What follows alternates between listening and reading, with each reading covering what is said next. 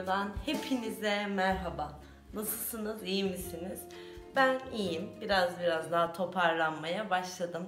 Geçmiş olsun dilekleriniz için şimdiden hepinize çok teşekkür ederim. İyi ki varsınız. Şimdi bir sorunum daha var.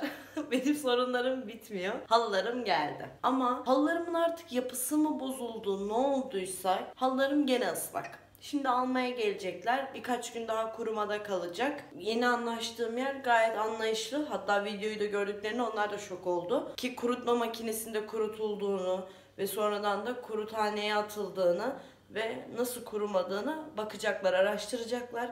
Sebebini araştıracaklar ve sonra bana bilgi verecekler. Bilmiyorum, artık ya halılarım gidiyor ya da çözemediğim bir şekilde benim halılarım kurumuyor. Bakın arkamdalar. Gördüğünüz 3 halı. Sadece 3 halı. Yani bilmiyorum. Dedim bunun bir güncellemesini, bilgisini size vereyim.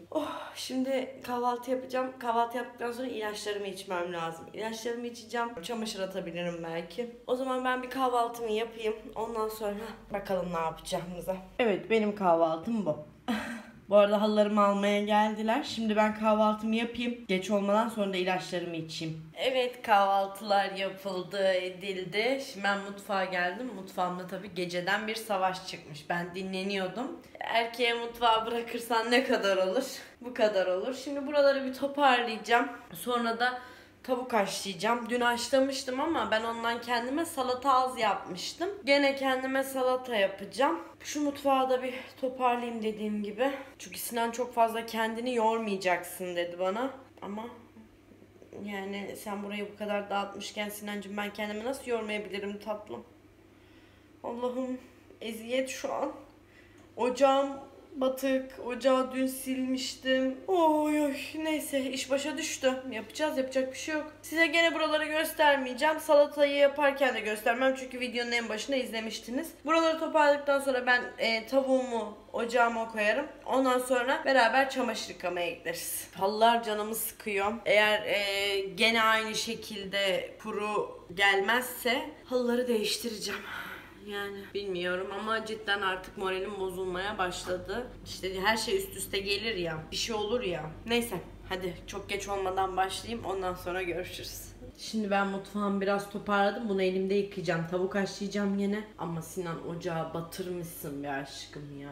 Ya burada köz yapmış, tavukları dökmüş. Şimdi ben buraları bir sileyim. Sonra şöyle komple tezgahımı sileyim. Orada şişeler. Ay. Bari siz buraları izleyin.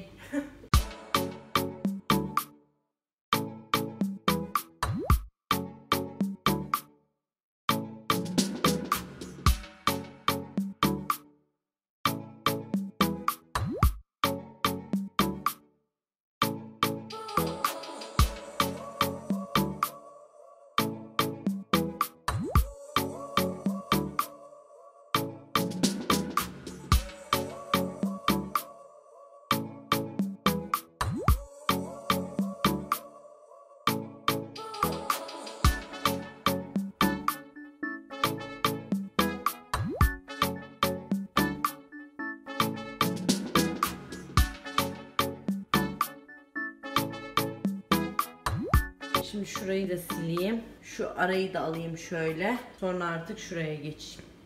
Yani öyle bir şey yapmış ki şuralara falan hep yağ sıçratmış. Düşünün yani. Şimdi şuradan başlıyorum. Onları daha yerleştirmedim. Kurumasını bekliyorum. Burası mis. Onu da yıkadım. Kahve makinemi de yıkadım. Şişeler orada. Su söyleyeceğim. Su gelince dolduracağım. Evet, mutfağım misler gibi oldu. Şimdi tavuğumu koyacağım haşlamaya ve ondan sonra çamaşırları atmaya gideceğiz. Evet, 3. gün mü? 2. gün mü bilmiyorum ama hangi gündense hepinize merhabalar. Ben normalde bu videoyu bir önceki videonun önce yayınlayacaktım ve bana Hande dedi ki, kanka dedi, sen dedi deli misin? Senin dedi söylemen gereken ve yapman gereken bir videon var, nasıl unutursun dedi, ama ben hastalığımdan dolayı biraz unuttum onu işin açıkçası. İtiraf videosunu çektim o gün, onu yayınladım. Bugün de bu vloguma devam ediyorum. Şimdi evimi sildim, süpürdüm, toparladım. Birazdan Allah'ım şükürler olsun beni takip eden ve beni sürekli bana soran, şöyle oturacağım. Sizi de şöyle indireyim. İşte sürekli beni takip eden, bana soran kim varsa artık bugün herkes bir feraha erecek. İnşallah Allah nasip ederse birazdan Hasan dolaplarımı yapmaya gelecek. Şükürler olsun. Gelince de zaten ona soracağım. Diyeceğim 4000 kişi seni burada sabırla bekledik diyeceğim ya. Seni burada sabırla bekledik diyeceğim. Şimdi Hasan'ın gelmesini bekliyorum. Evim tertemiz oldu. Belki geldiğinde yemek falan yeriz. Onlara mantı yaparım. Ama ben yemem tabii ki de. Şimdi saatlerimiz 5.30'a doğru geliyor. 5-6 gibi burada olacağını söyledi. İnşallah. Hasan'ın çok işi var burada. Hatta şu holümdeki kısmı biz karo yapacaktık. Sonradan ileride çocuk olma olasılığını düşünerekten parke yapmaya karar verdik.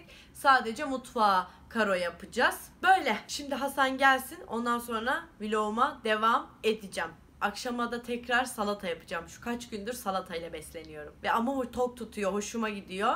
İyi ki Hande yapmış. İyi ki Hande'den de görmüşüm onu. Hoşuma gidiyor. Gerçekten çok tok tutuyor. Gene bir salata yapacağım ve onu yiyeceğim. İçine dereotu falan, maydanoz. Üf. Deniz kalk. Hasan'ı bekle. Hasan gelince kamerayı aç. Bakalım neler olacak. Hasan gelince görüşürüz. Siz bunun bu kadar güzel yatışını hiç gördünüz mü? Teyzeleri, abileri. Anneciğim bu yatağını bir ara yıkayabilir miyim? Ha? Yıkayabilir miyim? Müsaade etmiyor yatağını yıkamama. Niye bilmiyorum ama. Annem nasılsın kuzum? Ne oldu, neyin var senin? Seveceğim anne. Ne oldu sana? Kuzum rahatını mı bozdum? Patisine bakın ablaları, abileri. Benim oğlumun patisine bakın siz ya. Çok güzel değil mi? Canım. Güzel oğlum. Oy. Oy. Oy. Çok tatlısın sen. Ama bir ara bu yatağını yıkayacağım, tamam mı? Kuyruğunu mu sallıyorsun sen? Evet, Hasan daha hala gelmedi. Son konuştuğumuzdan beri sizinle. Ne zaman gelecek bilmiyorum ama gelince çok pis linçleyeceğimi biliyorum kendisini. Tanıdığınız diye mi böyle yapıyorsun bilmiyorum Hasan. Neyse, ben o süre zarfında marketten şu anlık yemek yapacağım için birkaç şey sipariş ettim. Onları size göstereyim. Domates aldım. Kiraz saplı Lipton'un çayını aldım. İçiyorum çünkü. Şöyle Etiform'un tahta kurularını aldım. Şunu almışım. Da aldım mı emin değilim. Buna bir bakacağım. Yani şöyle Eker'in yarım yağlı yoğurdunu aldım. Kekik bitti evde. Kekik aldım 2 tane. Sinan'a bir dolu aldım. O yiyor. Kendime bunu aldım. Sabahları bunu yiyorum. Bundan aldım. Çünkü dün yemiştim. Bugün yemedim. Bitti. Pul biber aldım. Şöyle göbek aldım. Salata yapacağım şimdi. Bir tane böğürtlenli meyve barı aldım. Veganmış bu da. Hatta kalorisi 20 gram için 66.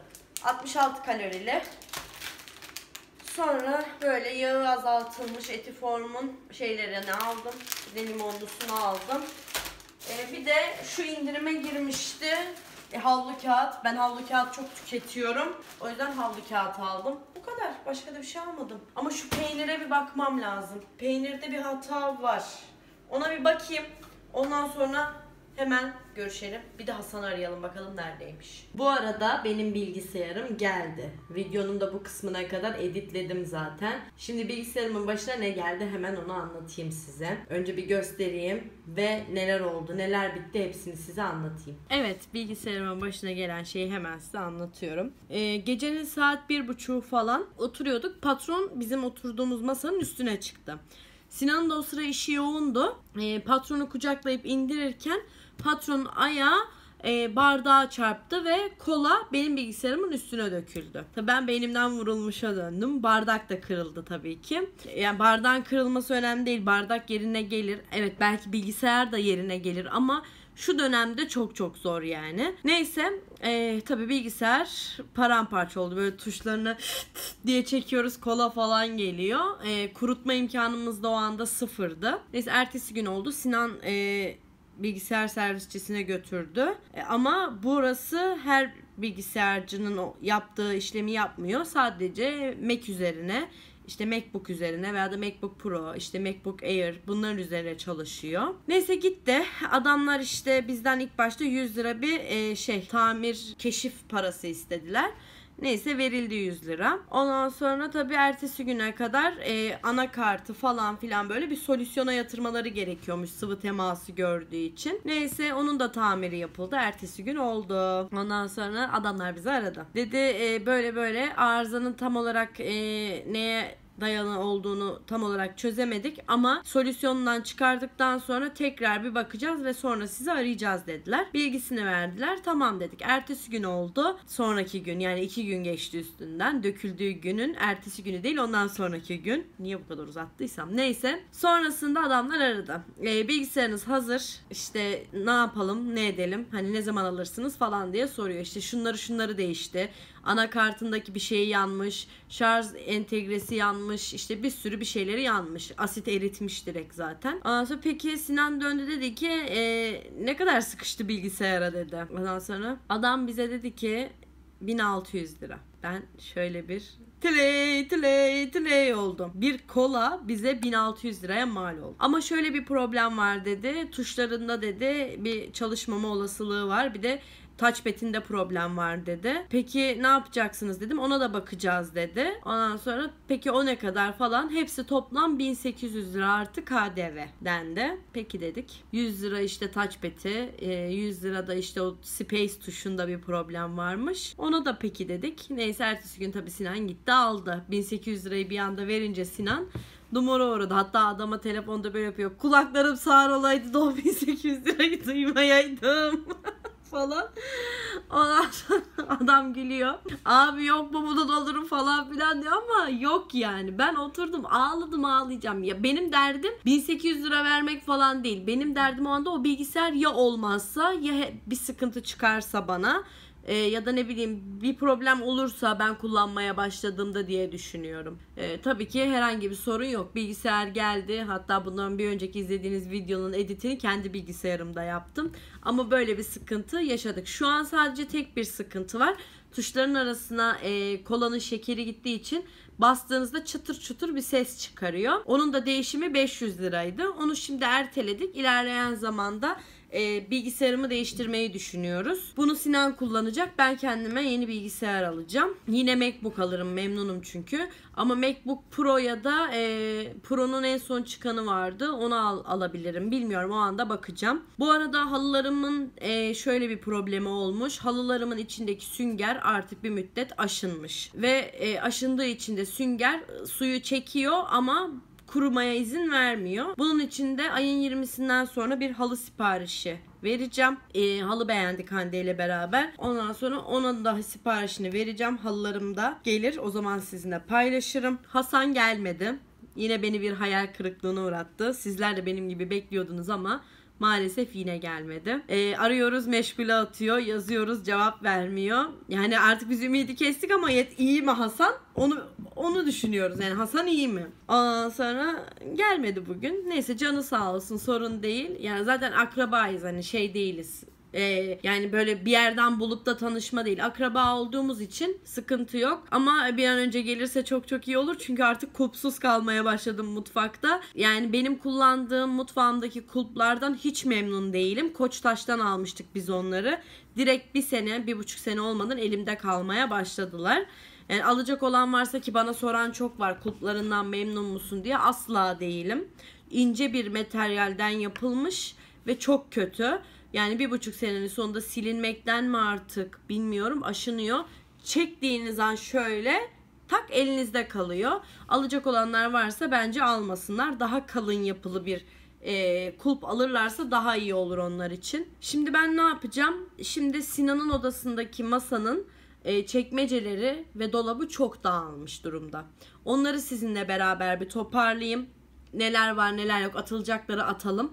Sinan'a göstereyim. Sinan evet veya hayır desin, atalım onları da. Çünkü artık çekmeceler açılmayacak duruma gelmiş. Açılmıyor hiçbir şekilde. Onları da bir halledelim. Evet, yere oturdum. Şimdi Sinan'ın bu dolabını düzelteceğim. Değil mi anneciğim? Değil mi annem? Değil mi annem? Oh, uykulu mahmurum benim. Oh, ışık şık. Oh. Oh canım oğlum benim. seviyorum bunu. Siz de seviyorsunuz biliyorum. Ama çok fazla kameralara çıkmayı sevmiyor benim paşam. Bir de bugün mahmurluğu üstünde, çözemedim. Ateşin mi var? Biraz ateşi var gibi sanki. Bakayım anneciğim. Biraz ateşi var gibi, olmadı bir veterineriyle konuşalım. Hadi geç. Evet, şimdi burayı bir toparlayacağım. Sinan oturacak. Ben Sinan'a soracağım bunu atayım mı bunu atayım mı diye. Orada üstünde kıl oldu çünkü patronun tüyleri dökülüyor. Hasan da şimdi aradı. Yarın geliyormuş. Hasan'ın geleceğine de bu kadar sevinmezsin ya. Hasan sen beni ne hallere soktun. Neyse, çok uzattım, hadi başlayalım. Aşkım, süpürgenin garantisi, faturası. Bunun burada ne işi var? Patronun maması. Ben patronun mamasını bu şekilde muhafaza ediyorum. Hem kokuyu içine hapsediyor, kokuyu seviyor. Zaten bakın, görüyorsunuz. Meraklı oğlum benim. Evet, burada benim Sinan'a aldığım saat. Şöyle seni seviyorum adam yazmışım üstüne. Mavişim yazıyor. Sinan'a bir saat kutusu almak istiyorum Trendyol'dan. Yatak odasındaki çekmecesine onları koyabilelim diye. Bu da saat. Bunu Sinan'a düğünde takmıştım ben. Bunu çok beğenmiştim. Yani tam Sinan'a göre de. Şu an çok büyük. Günlük yaşamda kullanmak bunu çok zor. Bayağı büyük. Hatta Momentus'un o zamanın parası 2000 liraya yakın para vermiştim buna, öyle hatırlıyorum. Momentus markası. Saati de şöyle göstereyim. Bu şekilde. Burasında altın detayı var. Lacivert bir şey. Metal kordon. Gayet de memnun. Yani bir kere kullandı. O da düğünde kullandı zaten. Sonra bir düğün falan olursa ancak o zaman. Mustafa Kemal Atatürk'ün Yemek Sepeti bana bize vermiş olduğu Nutuk kitabı. Ben Nutuk'u çok kez okudum. Ama böyle bir hediye de gelince çok mutlu olmuştuk. Koyabilecek yerim olmadığı için bunu da buraya koymuştum. Bu bizim düğün fotoğraflarımızın hangilerini seçeceğimize dair bir kağıttı ve hala daha almadık. Aşkım, bir ara hayırlı düğün fotoğraflarımızı alalım da düğün fotoğraflarım geldi diye yaygara koparayım. 2 sene oldu artık.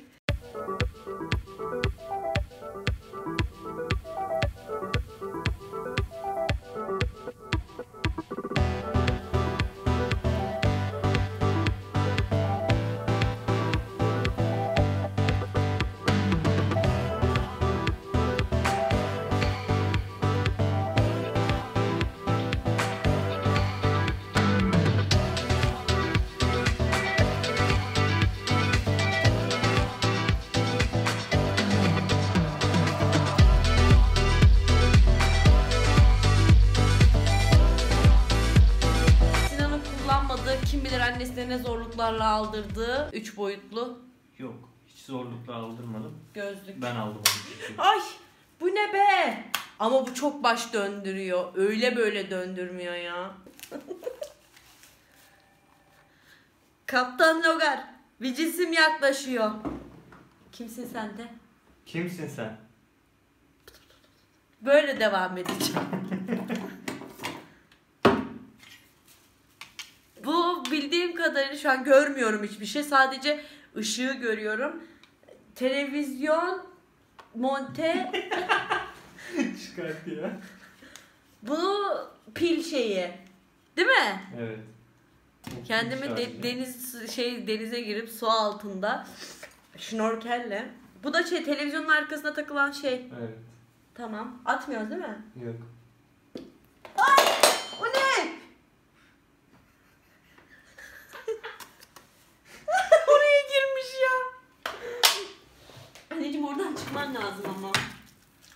Burada da aynı televizyon için ayaklar var. Ama senin oradan çıkman lazım bebekim.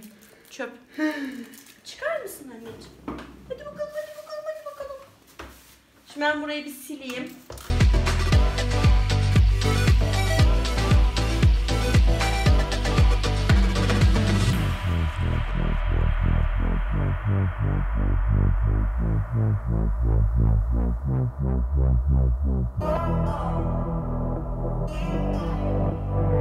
Burayı da bu şekilde düzenledim. Şöyle. Evet, gayet toparlı oldu şu an burası. Ne oldu? Toparlanmış. Toparlı oldu. Evet. Evet. Şimdi burayı kapatıyorum. Dış yüzeyini de sileceğim. Çünkü çok parmak izi olmuş. Ve şu çekmeceye artık gireceğim. Şimdi bu çekmecede benim ilaçlarım var. Günlük kullandığım. Doktorumun vermiş olduğu. İlaç ismi de vermeyeyim. Yara bandı, tokam. Patronun tarağı. Bana patron için hangi tarağı kullanıyorsun dediklerinde bu tarz bir tarak kullanıyorum. Onu da söyleyeyim. Hatta Sinan tarayacak. Allah Allah, hiç şaşırmadım nedense. Fenerbahçeli bir saat. Bunun da yeri aşağısı. Hatta koyayım şimdi, unutmayayım. Powerbank'im var. Şöyle. Şimdi burada bir kutu var. Ben Sinan'a vereyim.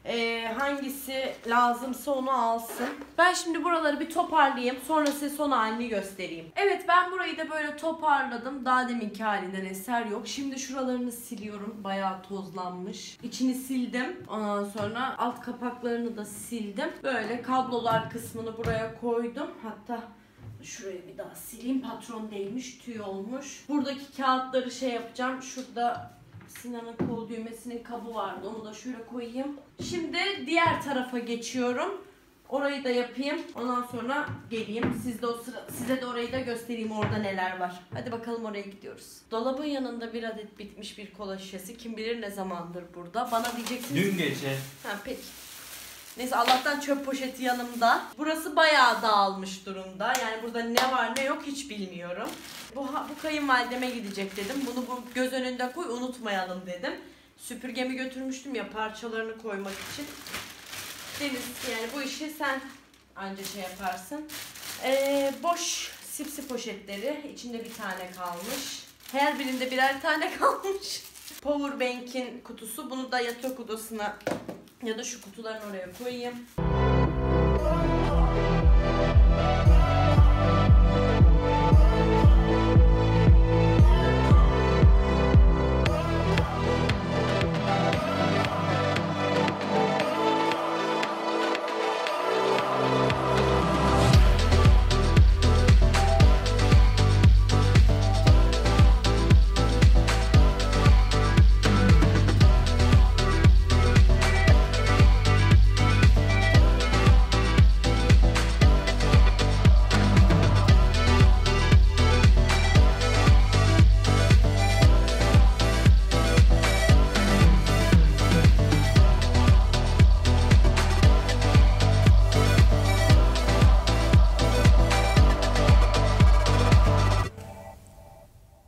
Buralara bir kutu almam lazım benim. Kabloları koyabilsin işteyse.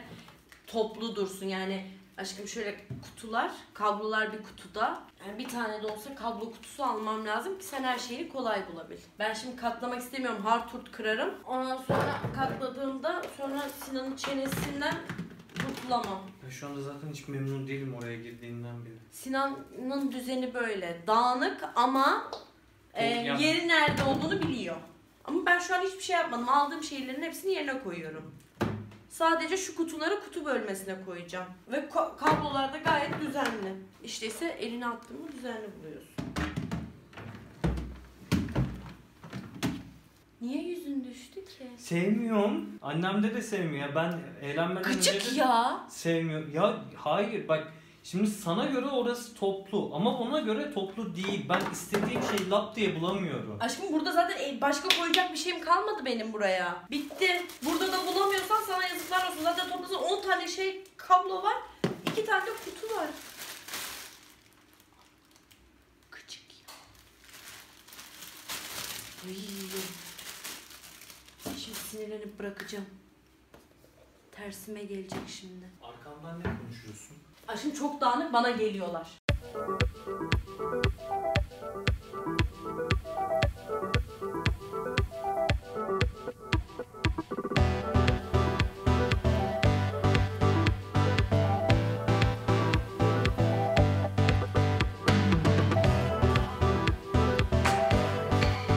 Bari silmeme izin ver. Olur mu? Ben şöyle alayım, silmeme izin ver. İzin vermiyor. Yani istemiyor. O yüzden çok fazla uzatmayacağım. Sadece çıkardım. Altını siliyorum. Sileceğim. Ve sonra yerleşecek. İşte ben ona şey yapıyorum. Aşkım şu an hiçbir şey yapmadım. Senin gözünün önünde ne yapıyorsam görüyorsun zaten. Senden gizli yapmıyorum. Sen varken yapıyorum zaten. Geçen sefer ben yokken. Onu Hande ile beraber sinsireylece yaptık. Aldığım gibi koyuyorum şu an yerine. Sadece daha toplu böyle. İşte bak mesela sana ilacı. göre. Ama sen bunu sürekli böyle takıldığı zaman böyle yapıyorsun. Ben de ona uyuz oluyorum Takılıyor işte. ama. Tam takılmayacak şu an ama. Hadi bakalım. Tamam. Bozmazsan takılmaz. Tabletin orada. Hard disklerin burada. Bak gayet düzgün bir şekilde koyuyorum. Bak. Ren'in burada. Pil burada. Annemin deyimleri de şey yapmış. Eski mouse'unu da bak böyle koydum, tamam mı? Şunu da bak böyle koyuyorum. Tamam mı? Aha bak bu da burada. Elim titriyor artık bir şey koyarken. Şunları da bunun içine atıyorum. At. Pilleri de attım. Tamam. Başka burada koymam istediğim bir şey var mı? Ben şu kablonu da koyayım da. Renin? Hı? Renin orada. Tamam. Rennin orada. Dağıtmadığın sürece sıkıntı yaşamazsın. Bu mezuramız da burada bak. Bak tam şöyle oturtturdum, tamam mı? Sinir oldum ya. Şimdi benim burada koymam gereken şunlar vardı aşkım. Şuraya Tamam, koyuyorum. Söylüyorum da artık nereye ne koyduğumu. Ya ben unutmam kolay kolay da. Sinan biraz bu konularda takıntılı bir adam olduğu için. Şunu da şöyle koyayım da laf etmesin. Bu bantı da aşağı koyayım, söylerim gelince. Bantı da aşağı koyayım diye. Evet, normalde bu odada aslında çok atılacak şey var ama Sinan izin vermiyor gördüğünüz gibi. Yani bu şekilde kalmış durumdayım. Sanki bir çöp evde yaşıyormuşum gibi hissediyorum. O fazlalıklar bana geliyor. Hele Sinan'ın o masasının üstündeki o bantlar, zartlar, zurtlar her yerde. Bu odayı bu yüzden çok fazla sevmiyorum. O yüzden... Bu odada sana bayılıyor zaten. Görüyorsunuz. Yani sırf edit yapmak için bu odaya geliyorum. Bütün ömrüm yatak odasında geçiyor aslında. Yatıyorum, video izliyorum falan filan. Salonu zaten fazla kullanmıyorum. Tek başıma ne yapabilirim? Toplayabildiğim kadar topladım. Umarım bozulmamıştır. 2 gün sonra umarım bana çemkirilmez. Şu an gayet iyi durumda. Yani bakacağız. İlerleyen zamanlarda gösteririm. Dediğim gibi bu odanın duvarlarını tamamen her yerine bir tane renk beğendik Marshall'dan. O sarıya boyayacağız. Biz boyayacağız. Çünkü kimseye gerek yok. Ben araya mavi sıkıştıracağım. Odayı sarı lacivert yapmayı düşünüyorum. Asla buna izin vermeyeceğim. Hayır bilsen ben sana ilk dedim ki bu odayı boyayacağız. Ben de dedim ki istediğim rengi boyayabilir miyiz? İlk önce tamam dedim. Tamam. Dedim mi? Tamam. Tamam dedin mi? Sarı lacivert bence çocukça ve kroca artık. Niye? Sen 40 yaşına gelmiş adamsın artık. Yok 100 yaşına geldim lan. 30 yaşındayım daha dur. 10 sene sonra 40. Bana 10 senesinin lafını yapma. La ömür zaten toplamda o hani 10 senenin lafını yapma dediğin şey ortalama olarak 5 tane senin lafını yapma dediğin süre kadar. Yani 50 Sen sene. sarı lacivert duvar rengini ananın evinde zaten yaptın, tadına doydun. Doymadım işte. İstemiyorum.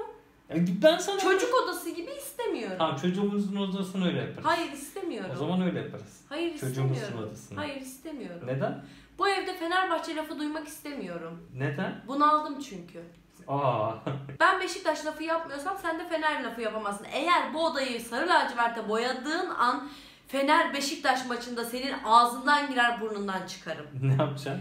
Yenildiğin an var ya, istersen beni boşa, umurumda olmaz, bak senin canına okurum. Tamam mı? Sadece sarıya boyatmana izin verebilirim. Tamam sarıya boyayacağız. Bak ben ona dedim ki duvarları sarıya boyat. Buralara da işte yayın yapmayı düşünüyor Sinan Twitch'te. Oyuncu bilgisayarı alacak. Onunla beraber yayın yapmayı düşünüyor. Buralara işte böyle güzel güzel ledli şeyler yaparsın. Onları mavi yaparsın. Sarı tamam. lacivert yaparsan bu oda gitti. Bu taraf sarı, bu taraf lacivert. Yani holiganlık işte. Tribün değil burası. Abi bak holiganlıkla taraftarlık arasında dünya kadar fark var. Seninki taraftarlık değil, seninki sapıklık artık. Sapıklık yani. Adamın şurada bile Fenerbahçe atkıları var. Dolabının %90'ı Fenerbahçe forması. Her sezonun. Fenerbahçe 1907'de çıkmış ya. O günden bugüne olan Fenerbahçe Keşke, formaları nerede var. o günler? Bak dedim ki sana doğum gününde dedim özellikle dedim gideyim Fenerbahçe'nin bizim burada şeyleri antrenman yaptıkları yer. Futbolculardan imzalı şey alayım dedim. Bana döndü ne dedi biliyor musunuz? Onun için de ayrı şey almam lazım. Evet. Formalar çünkü koleksiyonu. Bak herkesin bir koleksiyon merakı vardır. Tamam. Benim niye yok? Ya Millet bol koleksiyonunu gösterir. Bugün de Fenerbahçe koleksiyonunu gösteriyor. Ya öyle. Ama istemiyorum. Sarı lacivert istemiyorum. Bak dediğim gibi sarıya boyarsan boya ama buralara takacağın ledler falan lacivert olabilir. Ona karışmam. Ama odanın yarısı sarı yarısı lacivert istemiyorum. Tamam o zaman 4'te 3'ünü sarı yapalım, 4'te 1'ini lacivert yapalım. İstemiyorum. Ya bir sen yarısını istemiyorum dedim, ben de sana tekliflerle geliyorum. Zaten şurada 3 tane duvar var aşkım, ne yapıyorsun? Kaç tane? 4 tane duvar var. Bir duvar, 2 duvar, 3 duvar, 4 duvar. Şuradaki kirişi duvar mı sayıyorsun? Duvar. Hayır istemiyorum. Yani bu konu mevzu gider, sürer gider. Ama ben bu odanın sarı olmasını daha çok hoşuma. Yani gözüme hitap edebilecek onun yayında bir yayıncını izlerken ki bakış açısıyla söylüyorum.